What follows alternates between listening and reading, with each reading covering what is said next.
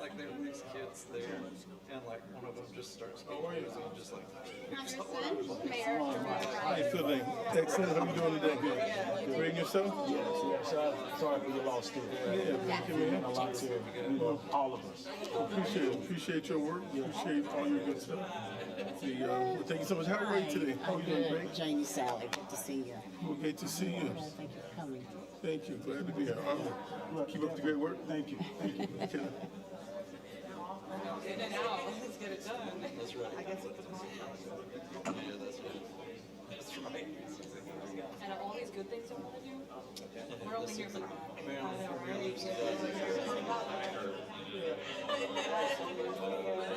this is whatever city council.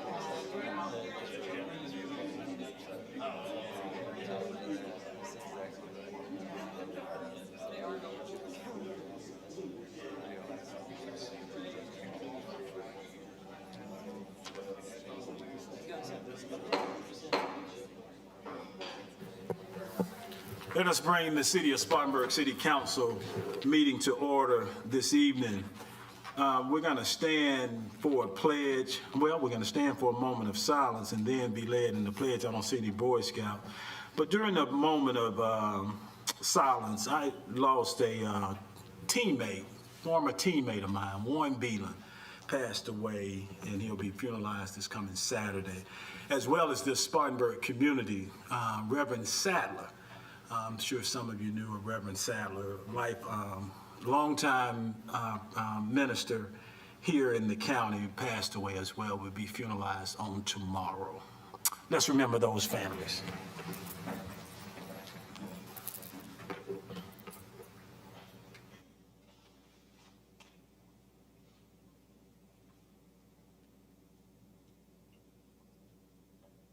Amen.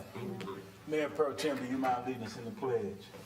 I pledge allegiance to the flag of the United States of America and to the republic for which it stands, one nation, under God, indivisible, with liberty and justice for all. Thank you for that. Thank you all for standing. Item 3, we have the approval of the minutes for the April 27th, 2026 City Council meeting. Second. All in favor? Aye. Any that oppose? Ayes have it. Item 4, we have approval of the agenda for the May 11th, 2026 City Council meeting. So moved. All in favor? Aye. Any that oppose? Ayes have it. We have public comments, and we have 2 here. And of course, we do have your address, so you do not have to repeat your address, but still come up and give us your full name. Crystal, I think I recognize everyone in the audience, and I didn't see anyone that I didn't. Okay? And we also have Ms. Catherine Harvey, and she has a guest with her. So, the congressman, but Mr. Mayor, we're so honored to have Congressman Jackson here from Illinois' 1st District. He is going to be the keynote at our event tonight, talking about the Voting Rights Act, very important topic right now. We're so honored to have him here. He said he's been to South Carolina a lot, but I don't know if he's been to Spartanburg yet. So we've been giving him a tour, and I'd love for him to make a couple remarks. Sure. You heard the little beat goes off, so you have the official 2 minutes. No, we actually. It's a long time. Well, thank you so much, Mayor Rice. Thank you, esteemed members of the City Council and the commissioners and all electeds that are here today. Thank you for this outstanding honor, tribute, and recognition of my father, Reverend Jesse Jackson. I'd also like to say that this is a day that brings me joy. Optimism is also a deeper reflection upon where we have to go in light of what's happening with the rescinding of the Voting Rights Act, the dismantling of that key critical piece of legislation that made Spartanburg better, that made Greenville better, that made South Carolina a better place. Part of our history is the succession movement, but our future lies in the fast economic growth, the coalition building, the black and the white farmer, the schools and the teachers that need definite relief and investments in the education, not just in the custodial services. So I'd like to say thank you. I look forward to a better, brighter future. My father was interned just over 2 months ago, and indeed it was a great honor to be back in his home state of South Carolina, where he was put under the rotunda, the fourth person given that recognition. But it's also a painful day to see that in 2026 we're still honoring the memory of the Confederacy.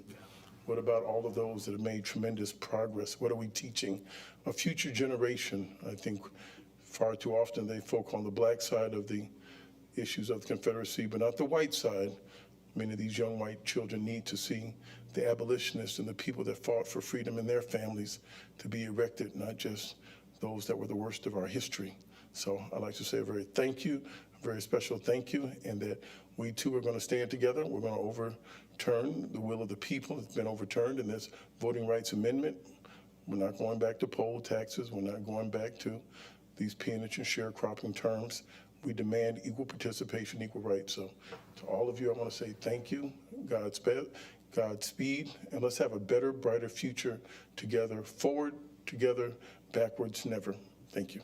Thank you, sir. We do appreciate you stopping by. I know you have a full-packed evening going on right here, and maybe if there's not too many questions, we'll see you again over at the event over at Chapman Culture Center.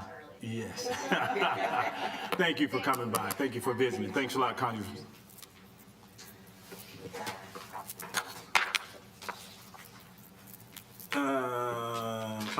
Proclamation.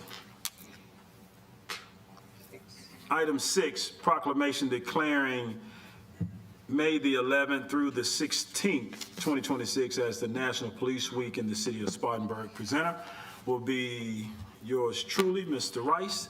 And we got the chief and a couple of his, as we saw a bunch of them coming in. Come on down, chief.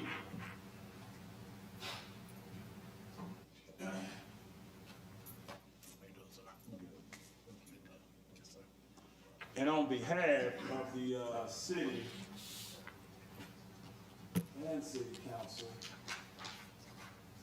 we do want to make this official as we work daily. Come on down. They were taking a bet as to who's going in. Whereas, there are more than 800,000 law enforcement officers serving in communities across the United States, including the dedicated members of the City of Spartanburg Police Department. Whereas since its first recorded death in 1786, there are currently more than 24,500 law enforcement officers in the United States who have made the ultimate sacrifice and been killed in the line of duty, including 3 members of the Spartanburg Police Department. Whereas 363 new names of fallen heroes will be engraved on the wall of the National Law Enforcement Office Memorial, including 109 federal, state, tribal, and local law enforcement officers who died in the line of duty in 2025, and 254 officers who died in the previous year. Whereas the service and sacrifice of all officers killed in the line of duty will be honored during the National Law Enforcement Officers Memorial Fund 338 candlelight vigil the evening of May 13th, 2026. And whereas the candlelight vigil is part of a National Police Week, which will be observed this year, May the 11th through May the 16th. And whereas May 15th is designated as Peace Officer Memorial Day in honor of the fallen officers and their families, and U.S. flags should be flown at half-staff. Now therefore, I, Jerome Rice, by the virtue and authority vested in me as the mayor of the city of Spartanburg, and on behalf of my fellow city council members, do hereby proclaim the week of May the 11th through May the 16th, 2026, National Police Week in the city of Spartanburg, and publicly salute the service of law enforcement officers in our communities and in the communities across this nation. So, Chief, thank you. Yes, sir. Thank you, sir. Thank you.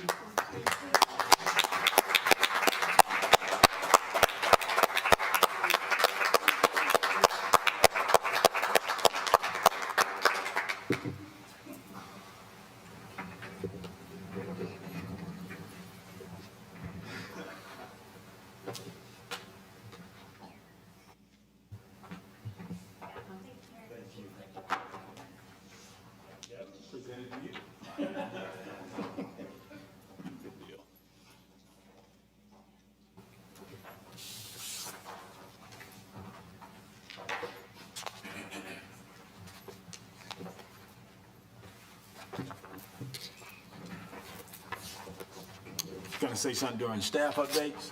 Okay. All right, item 7, strengthening community access through partnership presentation. Presenter will be Mr. Reggie Jeter, Community Program and Partnership Manager for the City of Spartanburg. He has some other guests with him as well, but I'll let Reggie introduce them. And special guest, Ms. KK, is coming down.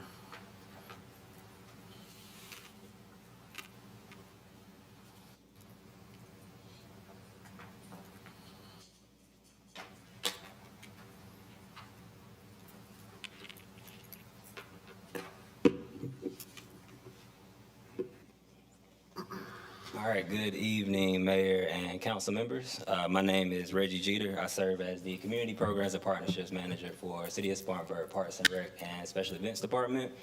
And right here, KK, would you like to introduce yourself? Come on up.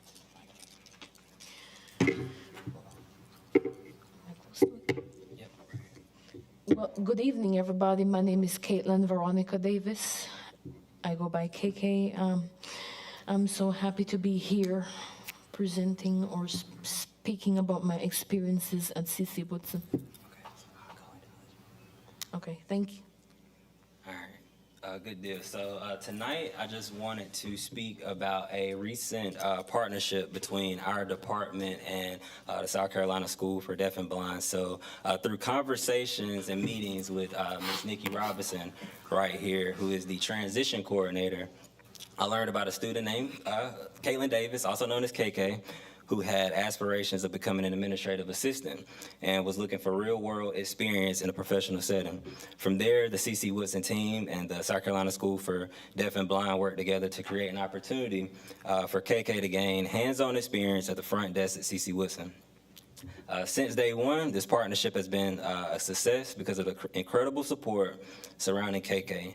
Ms. Susan Cox, right here, who serves in special education services and as KK's job coach, has been instrumental throughout the process and continues to provide guidance and encouragement every time KK is at CC Woodson. I also want to recognize the CC Woodson team. I remember early last year, I reached out to Simone Williams, who is the CC Woodson Center Director, and at the time, me and my wife had been preparing for our first child, so I knew that I would be going out. I'd be out of work for a couple months, and on board, I mean, right off the bat, she was on board. She was like, whatever you need, we got you. So thank you to Simone, Jasmine Patan, Danielle Moss, TJ Boyd, Jamal Beasley. They've all played an important role in making KK feel valued, included, and supported. And so this partnership is a great example of what can happen when organizations come together to create meaningful opportunities that empower individuals and strengthen our community.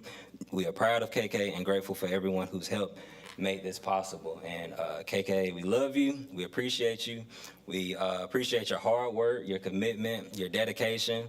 Every time that I've had interactions with KK, you get the same vibe and the same energy every time. Always good spirits. She's an amazing singer, super positive. And so we're just extremely grateful to be able to have this partnership and be able to provide opportunities for anybody, for any youth that are just looking for just hands-on experience. So, KK, I'll let you have a few words. Yes, thank you so much again for having me here. I would like to talk about all my experience that I really enjoyed at CC Woodson. I really enjoy communicating with my coworkers and my manager. I really enjoy the fact that there is some accommodations provided for me, even if I have I'm going to say have the different abilities to learn different things like everybody else. I want to show them that I am capable of doing what I am capable of doing, because no matter what, we can still work. We can ask for assistance if needed, accommodations. I really appreciate the fact that they are supporting me and my accommodations and the opportunities that I'm about to see out there in the world when I leave high school. Thank you so much. I really appreciate it so much. Thank you, KK.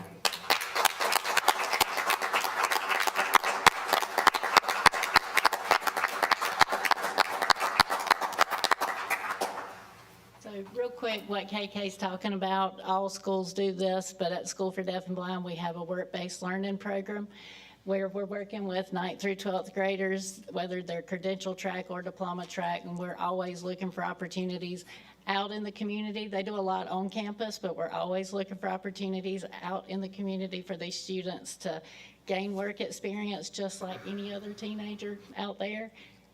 If they have a Commission for the Blind case or a VR case, they're earning money while they do that too. And they have a lot of support. We have 4 job coaches on staff. So anytime anybody would love to partner with us, give me a call. Thank you. Thank you, KK. Before you go, you were saying, Ms. Cox? Okay. Just before she go to her seat, I had the honor of meeting Ms. KK last year. You all know we do the annual walk and roll here in Spartanburg, and she was, she spoke to the kids, I know at the high school, but she also sung during that program that we had. So that's when I first met her. And then when she was hired on, I was over at CC, and she actually remembered my voice. She may have just been kidding with me, but I think she remembered. She said, "The mayor, that's the mayor over there." So no, I truly appreciate that. And just for everyone, and Ms. Cox and Ms. Wright, just today we had the mayor's committee, the mayors of Spartanburg County a committee of students with disability met and gave out scholarships. School for the Deaf and Blind, there were 6 scholarships given, and it's a panel that they go through and choose the actual winners. And 5 of the 6 came from the School of the Deaf and Blind. And reading their bios, I think 3 were going off to college, 2 to Rochester, New York, and 1 to Gaudet, and to further their academic careers, but also the other ones already had a plan as well. But just an outstanding testament again to what the School for the Deaf and Blind is doing, and just all around Spartanburg County. So I just want to say thank you guys for what you do. And KK, keep on singing. Keep on singing. Thank you all. Thank you all.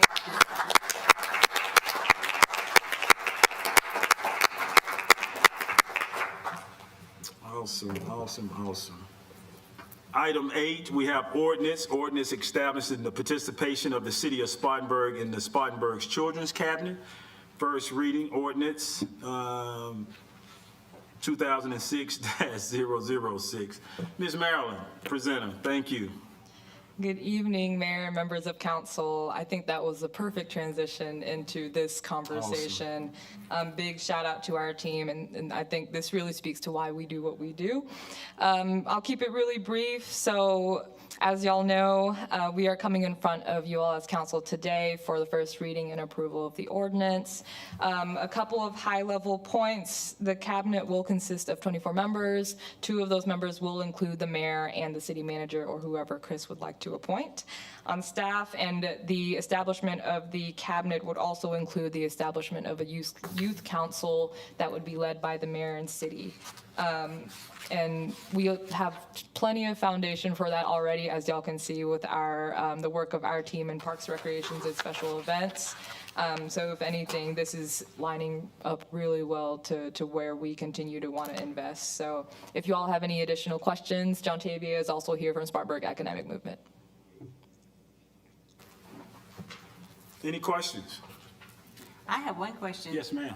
With this cabinet, we're going to be working with students completely out of this, for the city. Ask that one more time. This ordinance is for, it's countywide or citywide? Yes, ma'am. The cabinet itself is countywide. The youth council is city focused. Yeah. Yes, ma'am. And it would include partners from the public sector, so city, school district. It would also include community organizations and nonprofits and community representatives, so individuals that have lived experience with children and families.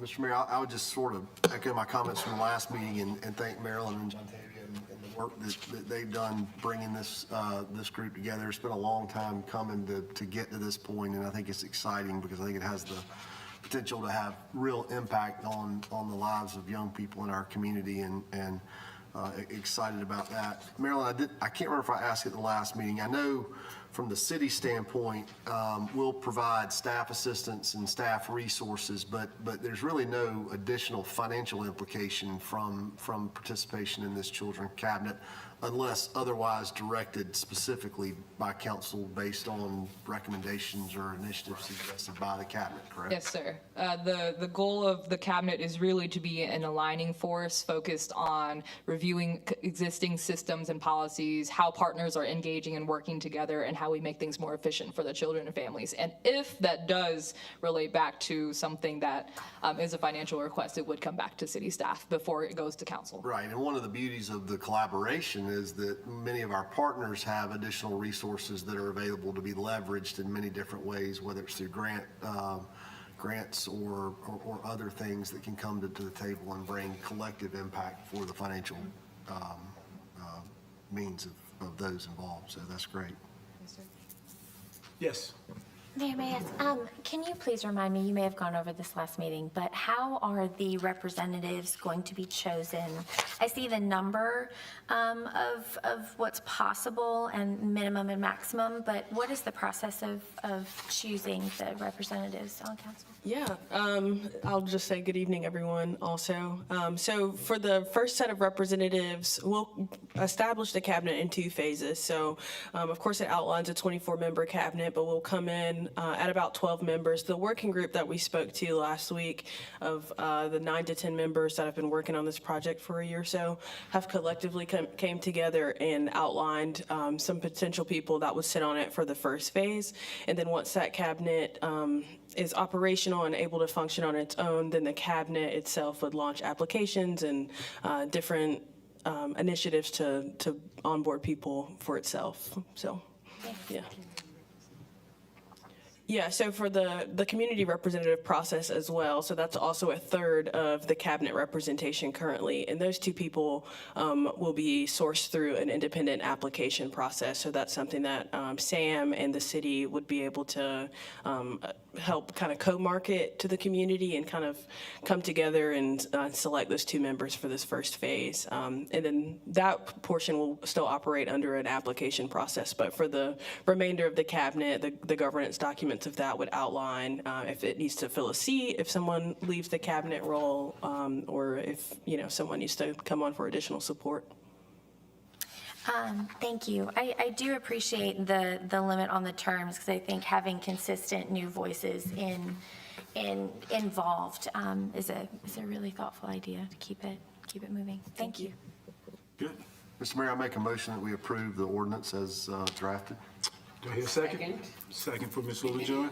All in favor? Aye. Any that oppose? Ayes have it. Thank you, Ms. Juntavia. Good to see you. Item 9, fiscal year 2027 budget process overview presentation. Mr. Story and Mr. Locke, double teaming it. Yes, sir. Mr. Mayor, members of council, I wanted to briefly tonight sort of update where we are with the preparation of the budget that would take effect July 1 and carry us through that next 12-month period. There are, I think, a number of attributes of where we are as an organization and as a community that are reflected in this budget. One is that we are seeing revenue growth that is slightly outpacing the rate of inflation, which is a healthy thing. And we are seeing stable operations, which also is a healthy thing. But frankly, this budget process is, for lack of a better descriptor, kind of boring in that it is, it's not been, we aren't seeing the rate of revenue growth that we are anticipating over the balance of this decade because of the fact that many of the new projects that are coming to our community, that have opened in recent years in our community, have escalating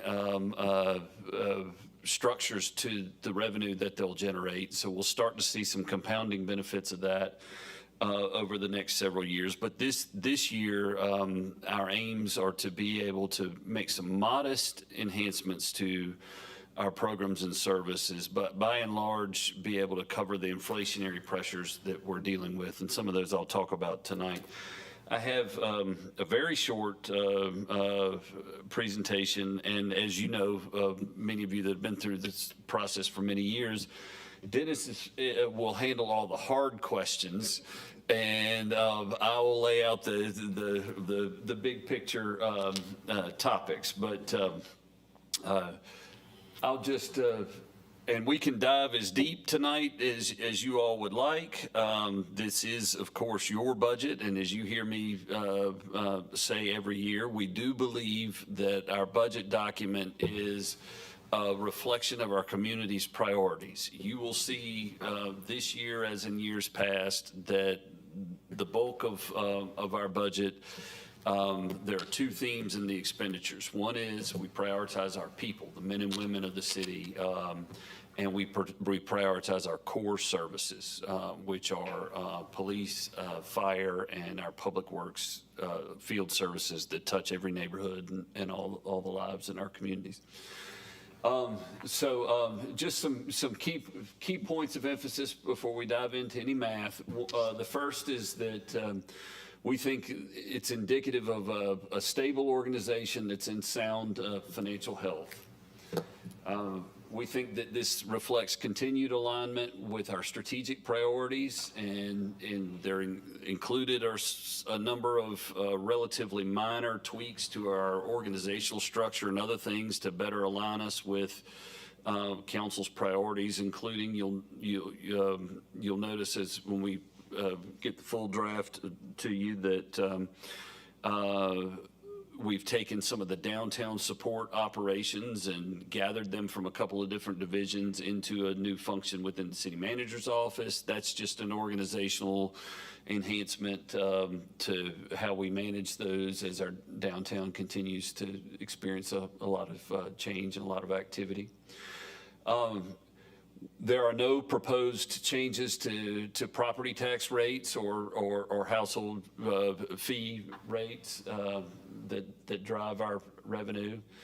As I mentioned, prioritizing our employees, it includes across-the-board cost of living adjustment, and importantly, in this time, the budget we hope to and believe we'll be able to insulate any of our employees from bearing any of the rising health insurance costs. Facilities and equipment costs are addressed at a higher level in the draft we're working on, and then in prior years. We continue to see price escalation with we are a equipment intensive organization, that the kind of services that are provided by city government require heavy equipment and a lot of vehicles, and we're continuing to see those costs outpace the general economy. So we want to make sure that we manage those over time. So we are putting more resources into those efforts proposed in the coming year. And we've found a way to dedicate some downtown specific funding to have some additional resources for downtown policing. We are in dialogue with police leadership about how those best manifest. We are actively hiring every day new police officers as we identify qualified candidates. We are also in discussions about potentially having some additional non-sworn employees that can support the real-time, full or more complete use of the real-time crime center focused on downtown. That may be an option for use of some of those funds, and we will work with police leadership on that. But otherwise, very minimal growth to city headcount. I will tell you that as we look ahead 5 and 10 years, we're going to need to grow the number of men and women that work with the city. But we're not in a position financially to do much of that this year. There are a couple of positions in different areas to try to address acute needs, but no large-scale increases of the number of men and women to work in the city. We start the budget process typically by focusing on our major revenues, and this is general fund revenue summarized into 7 categories, and so each of the rows in the table is a different one of our major revenue categories, and each of the columns are. I'll work from right to left. The rightmost column is what is in our current draft. When we left the office 40 minutes ago, we were still a couple $100,000 out of balance, but we think we'll be able to close that unless Dennis discovered something different in the intervening time. And based on that, we believe we can, without making any policy changes, responsibly budget $59,100,000 of general fund revenue. So the next column moving to the left is what we project the current year to finish out. And that is slightly ahead of, in excess of the current year budget, which is a good thing. Revenues, we try to be conservative year over year in our revenue growth expectations, so that if there is a flattening or a downturn, we don't see interruptions to our operations. But we believe when the dust settles on the current fiscal year, of which we have about 7 more weeks, that total will be 57.7 million, or somewhere close to that. And then the other 2 columns are the actual revenue from the 2 prior completed fiscal years. So if you look at that picture, you see steady, not headline making, not dramatic revenue growth, but steady revenue growth in our community. Most of that is driven by business activity and property tax-based growth. And you'll see that business license tax, which is tied to the volume of commercial activity done by city-based businesses and businesses that serve within the city, that continues to grow at a healthy pace. That is in the second category line item there. So those first 2 are where the bulk of the revenue comes from. We also we transfer in from the hospitality tax fund portion of that revenue that is tied directly to restaurant sales predominantly, and that continues to grow at a healthy clip. So that's what's sort of driving our revenue growth. And as I mentioned previously, the things that are driving our expenditure growth are the key factors there, wanting to attract and retain talented, capable individuals and equip them appropriately with not just the conventional equipment, but also the enhanced technology that they can make the most of their time, and then responsibly meeting our other obligations over time, so we don't have surprises mid-year and as we look ahead. So with that overview, certainly welcome any questions or comments, or for Dennis to correct or amend anything that I might have misstated. We would anticipate publishing, want to say later this week?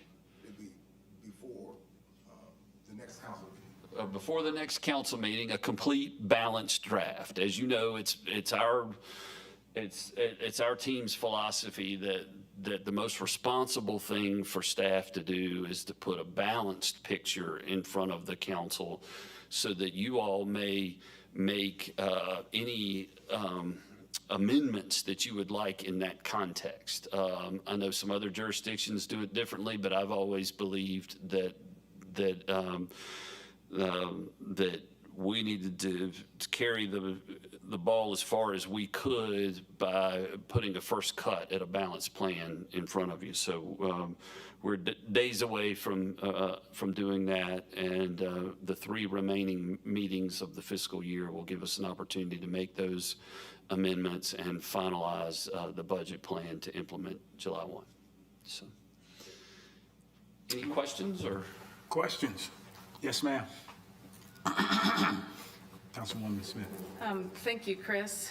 Quick question related to equipment. We know that it takes easily 5 years from the time that we put in an order for a fire truck to receive it. We've just received the one that we ordered 5-6 years ago, and we haven't even put it into service yet. In 5 years, a lot of the projects with Project Core will be up and staffed and, with people in them, and our downtown will look different with a lot more people. Are we anticipating needing new equipment for the fire department? Is that imagined in this budget, thinking, 5-6 years down the road? Yes, ma'am. We do have, I think, in the 10-year projection, we do a 10-year look ahead and our equipment replacement schedule. And in that, we make a number of assumptions. What would it cost to replace that piece of equipment today? When do we think it must be replaced in order to maintain operations? And what do we think, based on recent trends, will likely be the cost escalation in that period of time? All of that goes into a spreadsheet that feeds into our projection and the balance of what we call our equipment replacement fund. Each annual general fund budget feeds that fund an escalating amount. And so when the purchases are made from that fund, either through lease purchase arrangements like we approved recently, which will cover a bundle of those expenditures, or in a direct pay-go way, the actual cost of the vehicle itself, a fire truck or whatever it might be, is spread over a period of years anticipated to be its useful life. So at this point, the strategic plans that we have and the equipment replacement schedule doesn't include significant growth to the number of pieces of heavy equipment in the fire department, but it does anticipate needing to replace, I believe it's 2 over the next. Yeah, another one next year, because they're gonna be asking for work this year, all that out. So that's certainly part of what we're expecting. And, Dennis, we've. did I hear you say that we should anticipate an ask next year for a new truck from the fire department? Well, it's like Chris said, because we're feeding into the equipment replacement fund, we will be coming back next year with another capital lease request, but we haven't finalized what that list would look like. But we are planning ahead, so we sort of know what's eligible to be replaced. But then we always ask that question, can it last one more year? Does it really have to be replaced? And with the new factor of having to factor in, we would anticipate getting that equipment, that's now added another factor for us to consider. So the answer is yes, Right. we are considering it. And one of the, as we think about technology and equipment, one of the other points to mention is we've adjusted policies in recent years in a number of ways to attract and retain law enforcement officers. And one element of that is broadening our take-home vehicle program. That does 2 things. It reduces annual mileage accumulations, because you're not, what we used to call, I don't know if there's a better term now, hot seating of, you know, having a patrol car be used by multiple officers in the course of a 24-hour period, that puts much more mileage on it. So reduced mileage in any given period gets you some additional useful life, but it also is something that's been desired by our officers, and so we hope it is helping us to retain the good men and women in the police department, but it does have effects on that 10-year schedule of how many patrol vehicles we buy. Well, just to one more question related to the fire department. You said minimal growth to city headcount. I believe recently, maybe in just our conversation, you said that the fire department was almost fully staffed. Right. Are any of those additional FTEs to the fire department, or are they going to remain static this next year? In the current draft, there's one FTE added in the fire department. Getting to fully staffed is the most important objective, because that reduces overtime and potential burnout and all of those things. But when we consider what it would take to broaden the number of firefighters on a shift citywide, you're dealing with essentially 3 battalions, you know, it's more than it's more than just one here or there to get the full complement. So we are trained and staffed and prepared to manage with the number of allocated full-time firefighters that we have budgeted for, and reaching that point of fully staffed. That will be great, and we're very close. And we'd love to experience that for a while before evaluating further whether we tried to add additional slots per shift, if that makes sense. Thank you. Good. Councilman Foreman. Chris, to just dovetail on her question a little bit, Megan's question. The modest growth to city headcount, is that based on projected positions or actual positions across the entity? That is relative to authorized and budgeted positions, right? We always have some degree of turnover in an organization with 425 full-time employees. We're going to have people go on leave or people leave and that type of thing. But for example, one area where we give that a lot of attention and discussion is in police. The number of sworn law enforcement officers that we are funding is hasn't been, you know, is at the same level. And that's what we would, is in the current draft for you all, was to keep that number of slots the same. The unfortunate reality is we're like every other police force nationally, and that we haven't been able to fill all the slots that we've been budgeting for a number of years. So as a practical matter, it doesn't make a lot of sense to put on paper the intent to raise your head count in a large department like that. It just ties up resources artificially, because you're budgeting that you plan to expend it, but in reality you can't expend it. So we're not proposing to do that. But I do covet the day where we get to that problem. Well, you kind of followed the trail I was trying to go down a little bit, because I think as we think about this budget, you know, obviously core essential functions of government are one of the things that mean the most to me, and I think the council in general. So I want to make sure that the work we've done in the past to stagger and stair step, you know, increases in our police and fire particularly, but also our entire staff, is doing the intended work of increasing our ability to attract the people that we want to attract, but also retain the people that we want to retain. And so, I think that's going to be, a critical look into this budget as we think about, what we do from a standpoint of paying and compensating our employees, particularly in those critical need areas.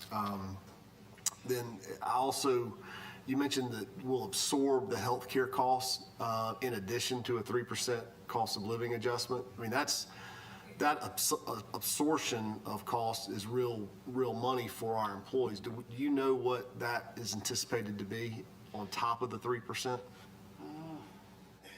We have, go ahead. I don't know how you want to quantify that question. I mean, I talked with Chris about that, and I don't want to get into the weeds here, but I was telling Chris that we're going to have to probably move about, I said $500,000 to cover health costs, because we haven't been fully staffed, even though we budgeted for it already. But because we aren't fully staffed, we haven't transferred all that money. All right, let me ask it another way and break it down to the individual. Sorry, I didn't ask it very well. What percent, like on a per employee basis, what percent do we think healthcare costs burden to us in the city will rise? I think our premiums nominally, because we're a part of the state plan, and our premiums, I think it was 11% delta year over year. So we're absorbing an 11%, roughly, and I won't hold you to it, but roughly an 11% increase in healthcare premiums that many organizations or companies typically would pass along to their employees. So that's something that I think should be another positive, positive thing when employees are looking at their employee experience and also their compensation package. I'm excited to hear more about downtown policing and what that means as our downtown continues to grow, as well as policing all across our city, but certainly in our downtown area during this exciting period of time. The other thing, and it may be in the CAFR or whatever we call that document now, Dennis, because I haven't drilled in on it yet, but you noted tax and fee revenues are increasing, intergovernmental revenues are increasing. We have not raised our millage rates for city citizens, although there have been other reasons why tax bills go up. We go through that a lot every couple of years. But I would love at some point, and I ask this every year during budget season, I would love at some point for us to see a schedule of the projects that are coming to full maturity in terms of revenue contribution, so that we can see, the FELO deals. There's always a lot of talk about FELO deals, and the benefit of those deals in year one in just about every case that has come before council since I've been on it is net positive to what was the previous year's contribution of those properties. But that continues to grow and bloom, and by year 25, many of the projects that initiated during Mayor Barnett's term, for example, have come to full maturity now and are full contributors to our tax base. And so there's got to be a schedule somewhere that we can see that shows how those are coming online each year, that they continue to grow and escalate. And I think that would be very helpful to show, just in terms of general, context of their contributions to our tax or to our overall revenue base, but also in the context of these projects that we're considering and hopefully will continue to consider as new investment opportunities, come to our city, because I think that would put it in the proper context, not only in terms of that, but also in terms of the other ancillary benefits, business tax and employee contributions and the things that matter, hospitality, accommodations, all those other things. But the projects themselves on on a core level, showing how they contribute would be helpful. And it is a comforting aspect of our financial picture that a number of major projects have had ramp up. Because that means that those particular properties, irrespective of any change to that property, is going to generate a year-over-year increase for that whole period of time. The same is not cannot be said for most commercial property in South Carolina because of the way we do property taxes that are outside of the FELO structure in South Carolina. There is no built-in way of capturing property value changes if ownership does not change. You know, it's more of a straight line positive improvement with some of the major projects that we've had and that have been the subject of economic development agreements. And it certainly can't be said about projects that remain stagnant. I mean, properties that remain stagnant. Absolutely, and in fact, you know, we do see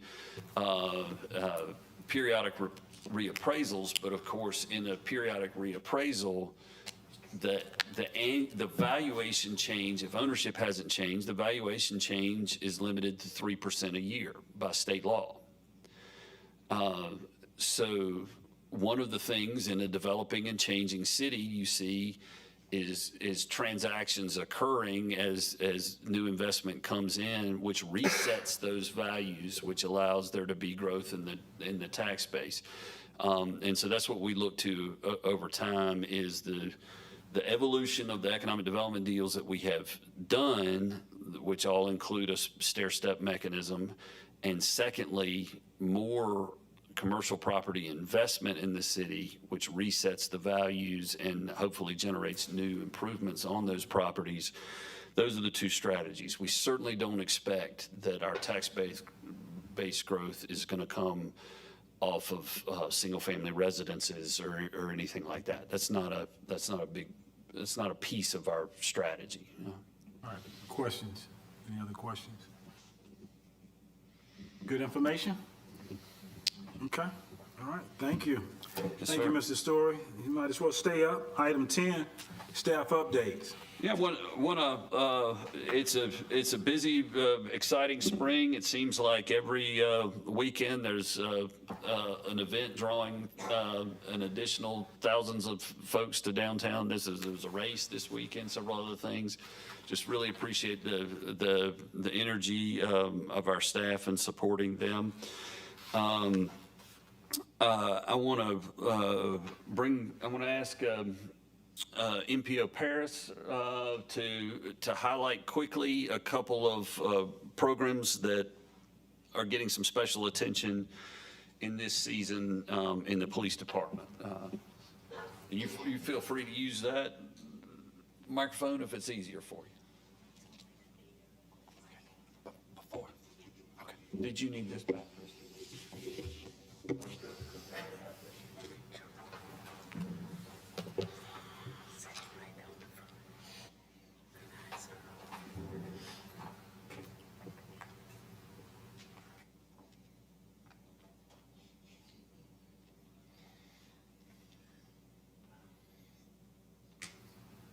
Seatbelt. Both guys drove to work. Neither guy wore their seatbelt. One guy got a ticket. One guy didn't. Both guys drove home from work. One guy wore his seatbelt. One guy didn't.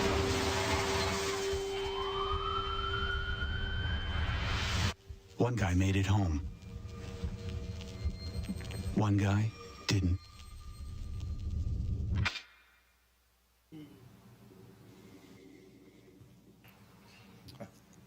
Good evening, Mayor, Council, City Manager.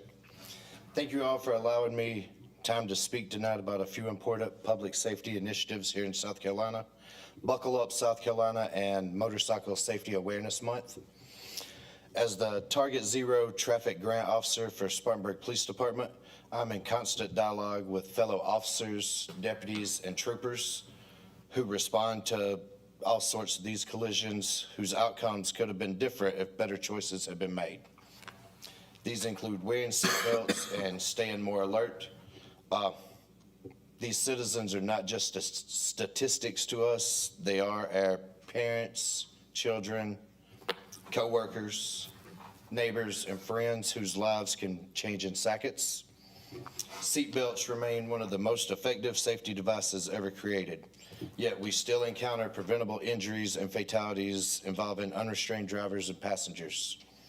Now, as the weather's continuing to warm up, more motorcycles are returning to our roadways, we will begin to see an increase in crashes involving riders who are often overlooked by distracted drivers. May is Motorcycle Safety Awareness Month, and this is a reminder that motorcyclists have the same rights to the roads as all other vehicles. A second look before changing lanes, entering traffic, or making those left-hand turns can save lives. Tonight, I'm asking for your continued support in helping us spread the message throughout our community, whether through public awareness campaigns and social media or partnerships with local organizations and community events. You guys' voices as leaders amplifies the importance of safe driving habits. Traffic safety cannot be achieved by enforcement alone. It will also take education, community involvement, and a shared commitment to protecting lives.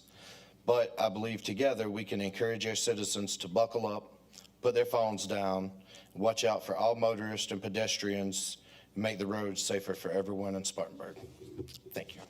Thank you. Thank you for that. So Officer Harris and Officer Paris and his colleagues will be working across the city to help raise awareness for that in this springtime season. Good. Thank you. Wanted to highlight one other quick staff thing, Mr. Mayor, and then I'm certainly welcome any questions.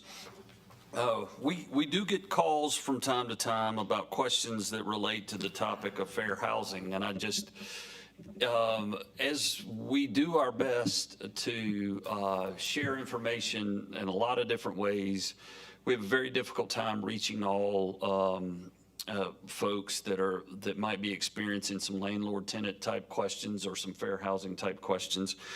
And we continue to have and to encourage folks that are in that situation, whether they're inside the city limits or not, to use the Fair Housing Hotline, which is 864-596-2102.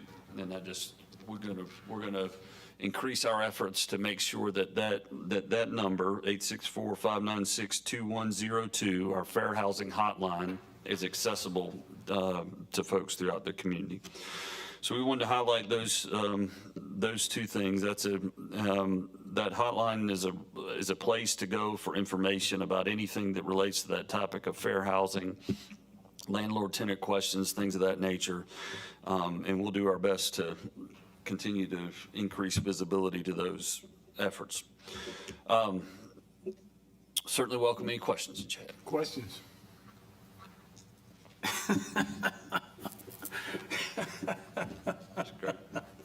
Awesome. That's great. Make a motion, we move into executive session. I was not expecting. I thought you guys were, great. No.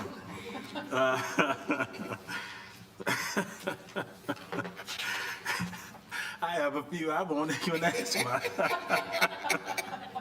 I really won't. City Council updates. I'm supposed to start on this side. Thank you, Mr. Mayor. I only have 3 things I want to announce or talk about or make a statement on.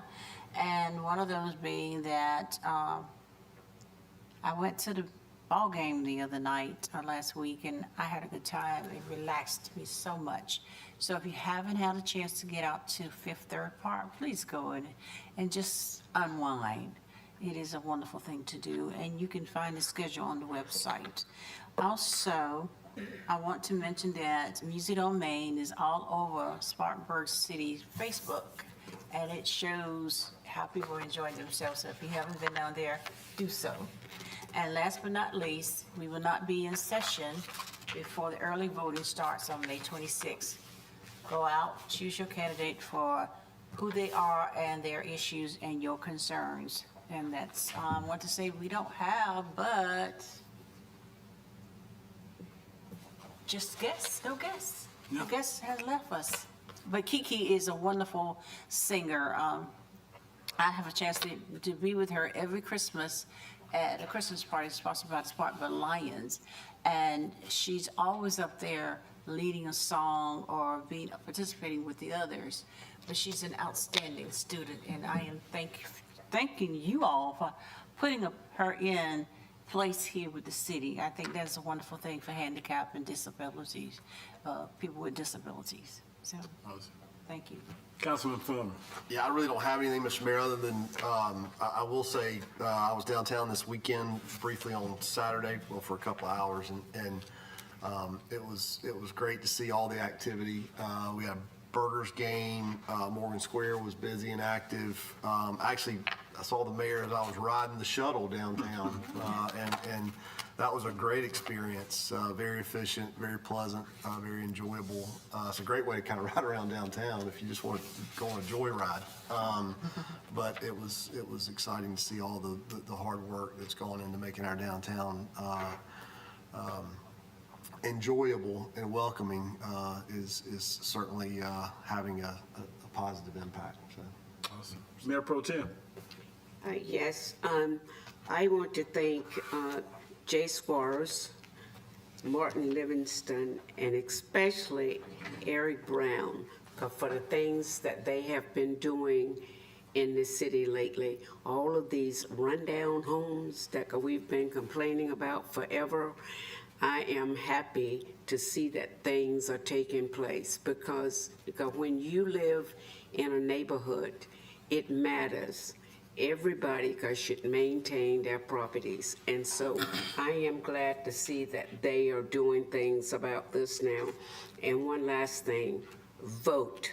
If you may not be registered, if you're not registered, because you're probably not going to be able to register now, but please get out and vote. Every vote counts. I'm not saying who to vote for, but I'm just saying vote. Every vote counts. Thank you. Thank you. Councilwoman Rogers. Thank you, Mr. Mayor. I'm so glad we got updates from all the things downtown from the other side of council today.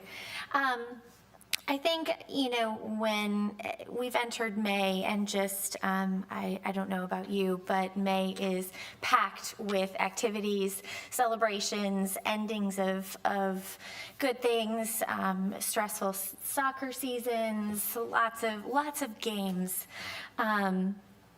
So I just wanted to take a moment, and I've heard a number of celebrations around graduations and moving on in life and making decisions, first careers.